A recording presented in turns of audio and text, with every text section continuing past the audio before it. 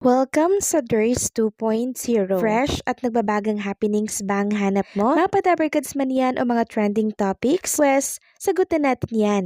Kaya naman isubscribe nyo na ang ating channel para sa mga nagbabagang balita everyday. Welcome back again sa ating YouTube channel mga Kadabarkads. And for today's video, ang pag-uusapan natin ay tungkol sa mga importanteng kaganapan sa loob at sa labas ng Itbulaga. So kanina, masaya tayong sinalubong ng mga Dabarkads host ng Itbulaga and still, wala pa ding Maine Mendoza ngayong araw. Marahil sinusulit ang vacation sa ibang bansa para na din maglaylo muna sa mundo ng entertainment. Dahil nitong mga nakaraan nga naman ay kalubat kanan ang mga naglalabasang issue na hiwalay na daw ito sa asawang si Arjo Atayde. Kaya tsak, makakatulong din itong long vacation para mag-rest ang issue sa kanilang mag-asawa. Kaya for now, si Alan Kay muna ang pansamantalang pumapalit sa kanyang pwesto sa The Age is Right kasama ni Bossing Vic Soto. Ganun din si Karen at si Miles Ocampo na talaga namang nakikita natin na nahasa po si Karen Aistrup ng husto sa pakikipag-usap at sa pagtatanong sa mga secret agent ng naturang segment. At kanina nga po ginulat lang naman ng TVJ or ng Itbulaga ang mga Dabarkads natin dahil meron po silang malaking announcement na mangyayari by April 11, Saturday po yan para yan sa Lenten Special Awards 2026. So, sino nga ba talaga ang mas nag-level up ang aktingan? So, bali may 8 category po na inilapag ang TVJ Production. Una na dyan ang Crybaby Acting Award. Mga nadala daw po sa eksena at hindi napigilan ang mga luha.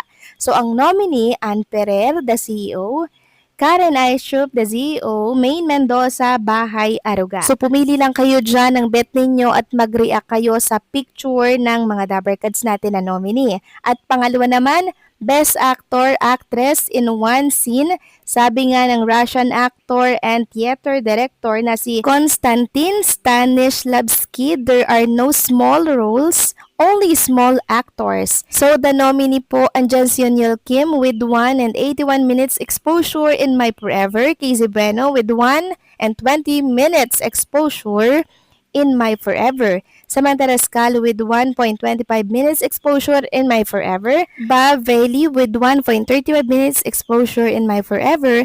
Jerryle Kimbao with 29 seconds exposure in Bahay Aruga. And Lucky Robles with 57 seconds exposure in Bahay Aruga. Next category naman, parang Normal Activity Award. Akala nyo lang umakting, pero hindi. Hindi. The nominees, Ruel Carino, My Forever, Doming Alviola Jr., My Forever, Arman Mandapat, My Forever, and Daryl Shane Jandani, the CEO. Next category, Bureau of Costume Award, the Best in OOTD, Kering Carey, ang Wardrobe Design, the nominee, Miles Ocampo, the CEO, Jose Manalo, My Forever, Maine Mendoza, Bahay Aruga, at Paulo Ballesteros, Bahay Aruga. So sana present dito no si Raisa May Dizon, mga Kadabarkads. Sana i-add nila dyan. Siyempre, Best Bitaw Award, mga linyahang binitawan na tumatak sa puso. Nominee Miles Ocampo, the CEO, Paulo Ballesteros, Bahay Aruga, Jose Manalo, My Forever, Doming Alviola Jr., My Forever. And syempre, Best Ending Award, may Best Plot Twist para sa inyo. Nominee po ang Holy Monday, the CEO Reveal, Holy Tuesday, the Singing Boss Resort Dance, Holy Wednesday, Marisa in 2060. Meron ding Mapalad Award, mga nakatanggap ng mapalad na sampal at suntok, nominee Ian Red, the CEO, Ryan Agoncillo, My Forever, Paulo Ballesteros, Bahay Aruga, at Ann Ferrer, the CEO. At ang panghuli, hawak mo ang Ines Award, kuhang-kuha ang Ines ng Dabarkads, nominee Ian Red, the CEO, Ryan Agoncillo, My Forever, Miles Ocampo, the CEO, and Paulo Ballesteros ng Bahay Aruga. So yan po ang mga nominee, mga Kadabarkads. So sa Saturday, magkakaroon po ng Lenten Special Awarding. Sabado yan, save the date mga Kadabarkads. Samantalang Jerome Ibardome update naman tayo. Handang-handa na po si Jerome Ibardome sa kanyang concert ngayong 3 to 6 p.m. po yan. At katunayan yan, pinakita na nga po ni Ma'am Christina Ignacio ang venue sa SM Muntinlupa Cinema 1. So ito, sobrang laki po ng venue mga Kadabarkads. Ayan po, Sana mapuno yan. And syempre, agaw pansin din ang standee ni Jerome E. Bardome dito na talaga namang agad nagpa-picture ang mga Jeromantics natin. Samantalang kakapasok lamang po na balita, Vice Ganda at Bossing Big Soto magsasama sa isang proyekto. Ayon nga dito sa inilabas na write-ups ng PEP, Dongyan Big Vice movie inihahanda para sa MMFF 2026. Nasa social media account na ng Metro Manila Film Festival ang schedule ng kailangang isubmit ng mga interesadong sumali sa MMFF 2026. Sa Mayo 15 ang deadline ng submission ng letter at intent. Sa film producers na gustong sumali, magpadala muna ng letter at intent sa email nila. Ang script ay kailangang maisubmit on or before 5 p.m. ng June 15, 2026. Ang finished film naman ay on or before 5 p.m. ng September 30, 2026 ang deadline ng submission. May mga napapag-usapan ng movie project para sa MMFF 2026. Meron daw gagawin ang mag-asawang Dingdong Dantes at Marian Rivera na nagbida sa MMFF 2023 movie na Rewind, ang kasalukuyang may hawak ng record bilang highest grossing Filipino film of all time. May kwento ring posibleng mag-collaborate sina Big Soto at Vice Ganda na parehong nag-dominate sa MMFF sa kani-kanilang panahon.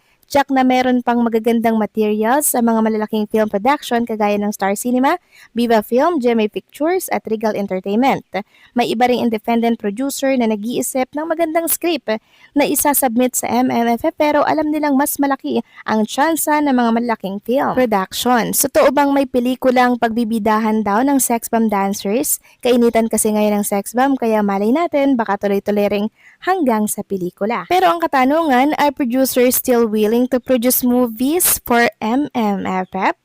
Mangilan-ngilang producers ding nagsasabing pambata ang gusto nilang isali sa MMFF. Ilang taon na rin kasing wala talagang pambata na dati namamayagpag sa MMFF. Pero iba na ngayon ang sagot sa akin ng ilang producers na napagtanungan ko kung sasali sila. Medyo nag-aatubili na raw sila dahil sa kinakaharap nating krisis. Nagdadalawang isip na raw sila dahil sa wala pa tayong katiyakan kung ano ang kahihinatnan natin sa lumalalang gyera sa Middle East. Nag-shoutout sa Facebook si Rosel Monteverde ng Regal ngayong April 8, Miyerkules. How can we stay business as usual when rising costs and crises are changing how people spend? Ang iba pang producers na napagtanungan namin ay nag-aalangan ding magsugal sa panahon ngayon na hindi na alam ng mga tao kung paano malalagpasan ang hirap ng buhay sa patuloy pa ring pagtaas ng gasolina. Ngayon ay mas inagahan ang pagsasara ng malls. Syempre, mababawasan din ang screening time ng mga pelikulang ipapalabas sa mga sinehan. At sa panahon ngayon, ipaprioritize pa ba nila ang panonood ng sine? Paano kaya ang magiging Pasko natin kung patuloy pa rin ang bombahan sa Middle East? Katakot na walang pera sa ganitong panahon, dapat liquid ka. Text sa akin ng isang kilala ring movie producer. Hirap ng kumita ang MMFF nung nakaraang taon, ngayon pa kayang halos triple na ang presyo ng gasolina at tuloy-tuloy pa rin ang giyera. Kung sakaling magtuloy-tuloy ito mga kadabarkads, ang krisis na kinakaharap po ng ating bansa dahil sa pagtaas po ng gasolina, posibleng ito po ang maging rason para hindi po magkaroon ng entry para yan sa Metro Manila Film Festival. Kasi kung susugal nga naman ng mga producers sa panahon ngayon, posibleng malugi lang sila at hindi na po maibalik ang kanilang inilabas na pera. So kayo ba mga kadabarkads, anong masasabi ninyo dito? Please comment down below.